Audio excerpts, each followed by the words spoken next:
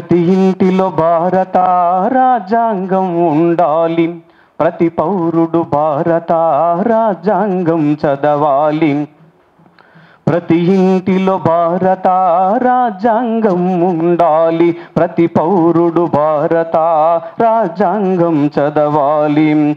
Quran Bible Bhagavad Gita కంటే గొప్పది, Quran Bible Bhagavad Gita కంటే గొప్పది. మానవత్వ విలువలను మనకు బోధిస్తది. ప్రతి ఇంటిలో భారత రాజ్యాంగం ఉండాలి, ప్రతి పౌరుడు భారత రాజ్యాంగం చదవాలి.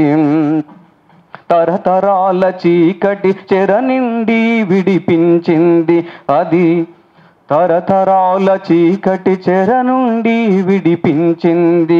ఆరిపోని సిరివెన్నెల వెలుగులను